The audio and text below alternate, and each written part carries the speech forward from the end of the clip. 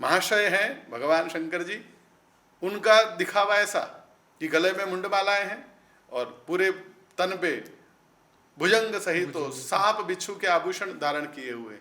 और उनकी श्रीमती जी को देखिए आप, गौरी। घर संसारी को, गृहस्थाश्रमी को शिव पूजा करनी ही चाहिए। आनंद के साथ सब रहते हो। जब अलग अलग हो तो अपने कामकाज का प्रेशर बोझ रहे अलग बात, लेकिन जब वो आ गए शाम को एक साथ अपने घर में, दिल्ली के अंदर पांव रख दिया, सब प्रसन्न हो। कि सन्यासियों को भी ये ऐसे गृहस्थाश्रमियों को देख करके या ऐसे परिवारों को देख करके उनकी अंतरात्मा से भी निकल उठता है कि धन्यो गृहस्थाश्रम। न कहीं रुकने की एक मंजिल, कहाँ जाके रुकेंगे। निकले हैं सफर पे तो कोई तो ऐसा मकाम हो कि जहां जाके हम ठहर जाएं।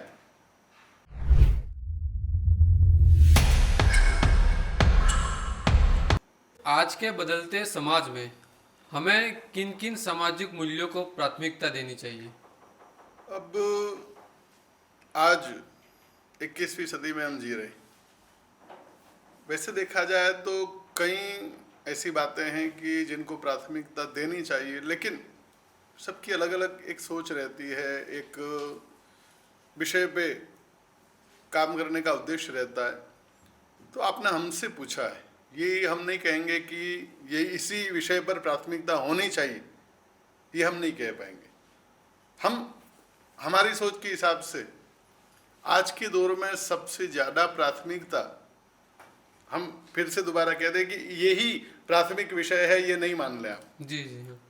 हम हमारी सोच के हिसाब से आपको कह रहे हैं कि आज के दौर में हमें लगता है, और हम अपनी कथाओं में, चाहे भागवत कथा हो, राम कथा हो, शिव कथा हो, देवी भागवत की कथा हो, सब में हमारा जो भार रहता है जिस विषय पर जी वो है कि परिवार एक हो।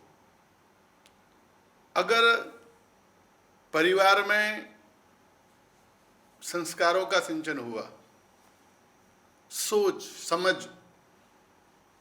या एक दूसरे के प्रति प्रेम, एक दूसरे के प्रति विश्वास, आज संबंध टूटते जा रहे हैं जी और उन वजह से परिवार टूटते जा रहे हैं। जहाँ रिश्ते नहीं जुड़े रहेंगे वहाँ परिवार नहीं होगा, जहाँ परिवार नहीं होगा वहाँ न तो गांव होगा, न मोहल्ला होगा, न सोसाइटी होगी, वहाँ फिर न शहर, भीड़ होगी वहाँ पे, या तो एक खालीपन होगा। जी लेकिन वहाँ न सुख, न शांति, न कहीं रुकने की एक मंजिल, कहाँ जाके रुकेंगे। निकले हैं सफर पे तो कोई तो ऐसा मकाम हो कि जहाँ जाके हम ठहर जाएं। कब तक भागते रहेंगे। तो अगर रिश्ते नहीं संभले, परिवार नहीं बचे, तो इंसान हिरन की तरह कस्तूरी की खोज में, वो जब एक बार दौड़ना शुरू कर दे, दौड़ते दौड़ते दम निकल जाएगा, उसका प्राण निकल जाएंगे, लेकिन उसके हाथ कुछ नहीं आएगा, कस्तूरी कोई और ले जाएगा। यही हाल आगे चल के मनुष्य का होने वाला है। और उसमें नींव जिसे हम कहें तो रिश्ते नहीं संभल रहे हैं। आज परिवार धीरे धीरे टूटते जा रहे हैं। उसके लिए हमें जो एक श्लोक सबसे ज़्यादा अच्छा लगता है कि परिवार कौन सा श्रेष्ठ है। हमारे यहाँ गृहस्थाश्रम है, ब्रह्मचर्याश्रम है, वानप्रस्थाश्रम है, संन्यासाश्रम है। तो इन चार आश्रमों में, चार वर्ण और चार आश्रमों में गृहस्थाश्रम परिवार, जी मतलब जहाँ एक परिवार है वही गृहस्थाश्रम जी है। जी तो ये परिवारवाद जो है वो भारतीय सोच है, सनातनी सोच है। ये गृहस्थाश्रम, ये पश्चिम वाले सोच भी नहीं सकते। आज भी कोशिश बहुत करते हैं लेकिन नहीं हो पा रहा उनसे, क्योंकि ये सनातनी विचार है, ये हमारी वैदिक विचारधारा है, जी भारतीय विचारधारा है। और ये गृहस्थाश्रम की व्यवस्था धन्य है, अद्भुत है, उसके जैसी एक भी व्यवस्था है नहीं, एक भी नहीं। तो उसके विषय में एक सुंदर सा श्लोक है कि सानंदम सदनम सुताश्च सुधियः कान्ता प्रिया भाषिणी सन्मित्रं सधनं स्वयोषितिरति चागना परा सेवका आतिथ्यं शिवपूजनं प्रतिदिनं मिष्टान्नपानं गृहे साधो संगमुपासते हि सततं धन्यो गृहस्थाश्रमः। कि सन्यासियों को भी ये ऐसे गृहस्थाश्रमियों को देख करके या ऐसे परिवारों को देख करके उनकी अंतरात्मा से भी निकल उठता है कि धन्यो गृहस्थाश्रम, धन्य है ये गृहस्थाश्रम। तो किस वजह से धन्य है, ये महान क्यों है, श्रेष्ठ इतने क्यों है, ये परिवार इतना ऊंचा क्यों, बड़े से बड़े संत महात्मा से भी ऊंचा क्यों है? तो उसके सूत्र इस श्लोक में दिए हुए हैं। सानंदम, परिवार किसे कहा जाए? तो जहां सब सुखी हो, सब प्रसन्न रहे, सुबह से शाम तक, किसी का चेहरा उखड़ा उखड़ा ना, परेशानी की लकीरें किसी के ललाट पे दिखाई ना दे, सब प्रसन्न हो जी। सानंदम, आनंद के साथ सब रहते हो। जब अलग अलग हो तो अपने कामकाज का प्रेशर बोझ रहे अलग बात, लेकिन जब वो आ गए शाम को एक साथ अपने घर में, दिल्ली के अंदर पांव रख दिया, सब प्रसन्न हो। सानंदम सबसे पहला सूत्र है। अपनी अपनी शिकायत एक तरफ, जब साथ हैं बस प्रसन्न रहो। सानंदम सदनम, और प्रसन्नता है तो ही उसको घर कहा जाएगा, नहीं तो होटल में कौन किसको पूछता है। तुम अपने कमरे में रहो, किसी को किसी की नहीं पड़ी रहती। घर तो वो है, परिवार तो वो है जो अपनी अपनी परेशानियां किनारे रखो, जब साथ में हो खुश रहो, प्रसन्न रहो। सानंदम, तभी वो घर बनेगा। सानंदम सदनम, और सुताश्च सुधियः, बच्चे संस्कारी हो, बुद्धिमान हो। खाली बच्चे होना, आजकल किसी को पूछें, कहीं अन्य किसी धर्म जाति से हमें कोई लेना देना नहीं, लेकिन कई ऐसे परिवार हैं, कई ऐसी जातियां हैं, कई ऐसे संप्रदाय हैं, जिनको पूछो बोलेंगे कि आपके कितनी पत्नियां, बोलेंगे कि 6 पत्नियां, 8 पत्नियां। बच्चे कितने, वो कहेंगे कि 15, 20, 25, ऐसे भी परिवार हैं यहाँ। जी। उनको नाम तक नहीं पता अपने बच्चों के। 15-15 बच्चे हैं, 20-20 बच्चे हैं, 5-5, 6-6 पत्नियां हैं। उनको पूछेंगे कि क्या करते हैं बच्चे, स्कूल में जाते हैं कि नहीं? नहीं, स्कूल नहीं जाते। तो क्या करते हैं?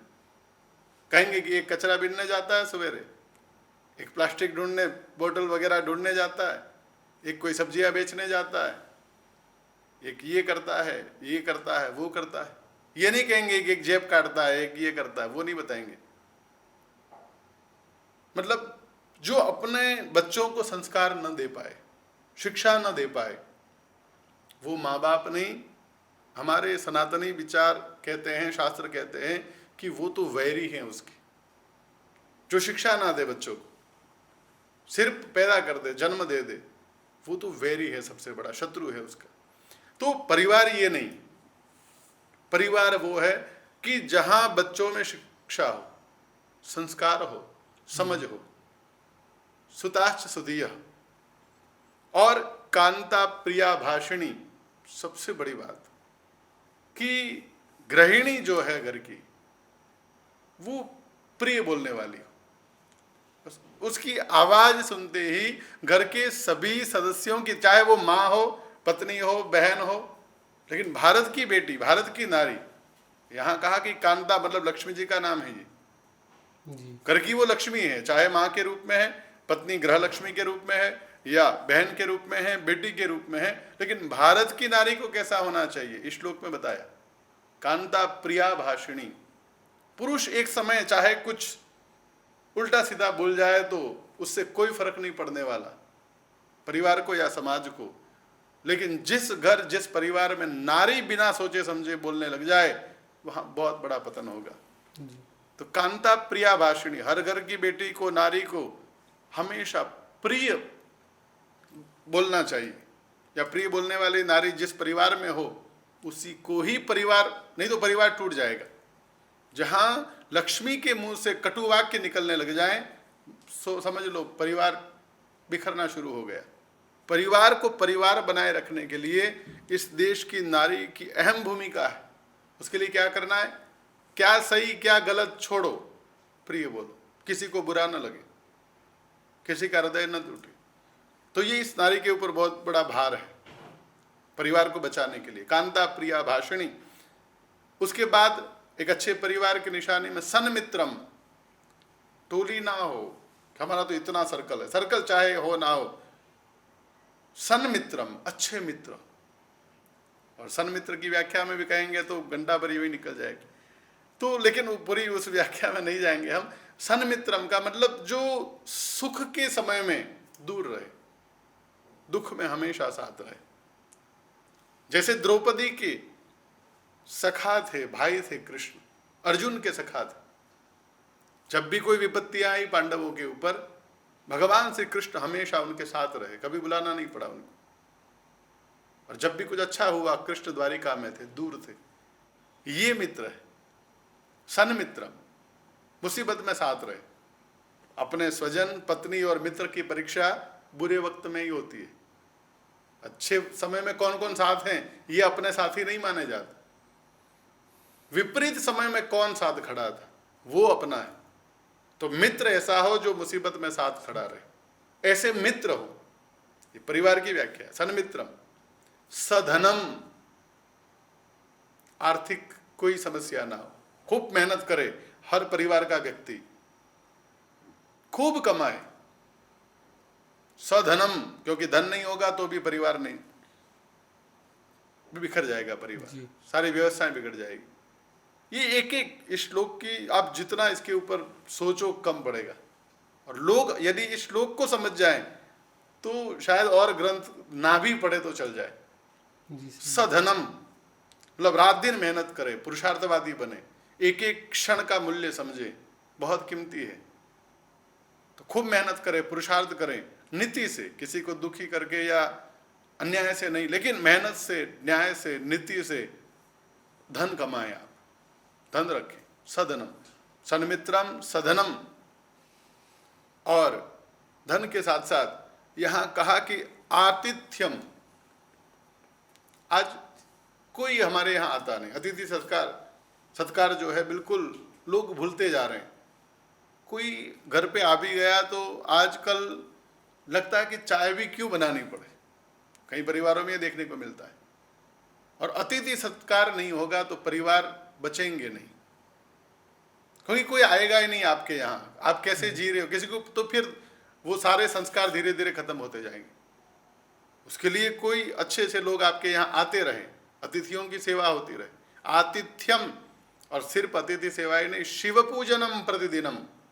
हर सनातनी को, चाहे वो कृष्ण को मानने वाला हो, राम को मानने वाला हो, जगदम्बा को मानने वाला हो, और किसी को मानने वाला हो, घर संसारी को, गृहस्थाश्रमी को शिव पूजा करनी ही चाहिए। ये भागवत में भी कहा, ये रामायण में भी कहा, ये शिव पुराण में तो कहा ही कहा है, देवी भागवत में भी ये बात कही। गृहस्थी को शिव पूजन करना चाहिए। सिर्फ शिव पूजन नहीं, पंच देवताओं की बात है, फिर कभी उस विषय पे चर्चा करेंगे। लेकिन यहाँ आतिथ्यम शिव पूजनम, बात गृहस्थियों की चल रही है, परिवार की चल रही है। तो परिवार को संभालने के लिए शिव पूजा अनिवार्य है। क्यों अनिवार्य है? तो रुद्रो मुंड भुजंग सहितो, क्योंकि परिवार कैसे बचाया जाए ये शिव ही समझाते हैं। कैसे? तो उसके लिए पूरा एक अलग श्लोक है। लेकिन रुद्रो मुंड भुजंग सहितो, जब शिव का परिवार हम देख लें, फिर पहले वाले श्लोक को पूरा करेंगे। तो भगवान शंकर को जब हम देखते हैं, रुद्रो मुंड, सबसे पहले उनके गले में मुंड मालाएं, खोपड़ियां हैं, और सिर्फ खोपड़ियां ही नहीं, भुजंग सहितो, सांप के आभूषण पहने हुए उन्होंने। अब जो महाशय हैं भगवान शंकर जी, उनका दिखावा ऐसा कि गले में मुंडमालाएं हैं और पूरे तन पे भुजंग सहित सांप बिच्छू के आभूषण धारण किए हुए। और उनकी श्रीमती जी को देखिए आप, गौरी। तो गौरी जी, पार्वती जी, वो तो तरह तरह के आभूषणों से सजी हुई है, जी मोतियों की, माणिक की, रत्नों की, तरह तरह के गहने आभूषण उन्होंने धारण किए हुए। तो एक खोपड़ियां, मुंडमाल और सर्पों के आभूषण पहने हुए हैं, और दूसरा उनके साथ, देखिए यहाँ कहाँ पे कॉम्बिनेशन होता है, बिल्कुल नहीं, मैचिंग जिसको बोलते हैं, बिल्कुल नहीं, यहाँ पे एक रत्ती भर नहीं। आप भगवान शंकर को देखिए और उनकी गृहिणी माँ उमिया को देखिए, गौरी जी को देखिए, बिल्कुल विपरीत, जमीन आसमान का अंतर। और इन दोनों में ही नहीं, परिवार कैसे बचेगा, इसके लिए मैं ये सुना रहा हूँ। तो आज परिवार टूटते जा रहे हैं, सब सोचते हैं कि ये हमारी सोच इनसे अलग, हमारा काम करने का सिस्टम इनसे अलग, हमारी सोच इनकी सोच बिल्कुल मैच नहीं हो रही। अरे मैच होगी तो परिवार टिकेगा, कहीं नहीं लिखा है। देखिए भगवान शंकर का परिवार, भगवान शंकर, माँ पार्वती। अब दोनों पति पत्नी के बारे में थोड़ा सा हमने देखा। अब उनके बच्चे, कार्तिक स्वामी, षडानंद, 6 मुख वाले, और गणेश जी हाथी के मुख वाले। दोनों बच्चों में भी कहाँ समानता है, न दिखने में समानता, न सोच में समानता। और सिर्फ यही नहीं, सबके अपने अपने वाहन हैं। एक का वाहन नंदी महाराज, गौरी का सिंह, कार्तिक जी का मोर, और गणेश जी का मूषक। सब एक दूसरे को खाने वाले, एक की दूसरे से शत्रुता है, लेकिन फिर भी परिवार में सबके ये वाहन है। मतलब यहां न तो सोच एक है, न विचार एक है, न काम करने की पद्धति जो होती है, सिस्टम, वो एक है, सब अलग अलग। लेकिन फिर भी शिव महादेव हैं, देवाधिदेव हैं। हम भी महान कब बनेंगे, ये शिव से सीखने को मिलता है। हमारा परिवार, हमारा समाज, हमारे बच्चे, हम महान कब कहलाएंगे कि विचार सबके अलग अलग ही रहेंगे हमेशा। लेकिन इन अलग अलग विचार वाले सब व्यक्ति अपने सुख को छोड़कर एक दूसरे को सुख देने के लिए जब लग जाएंगे, और इनमें एकता रहे। शिव महान क्यों है? क्योंकि ये सब इतनी विपरीतता होते हुए भी ये सब कैलाश में एक साथ रहते हैं। बस एक साथ रहने और साथ में जुड़े रहने का भाव जब जग जाएगा तो परिवार टूटने बंद हो जाएंगे। कि ये मान लेना है कि ये सोच अलग ही रहने वाली है, सिस्टम जो है अपना अपना व्यवहार का, मानसिकता का, सब अलग ही रहने वाला है जी। ये एक कभी नहीं होता।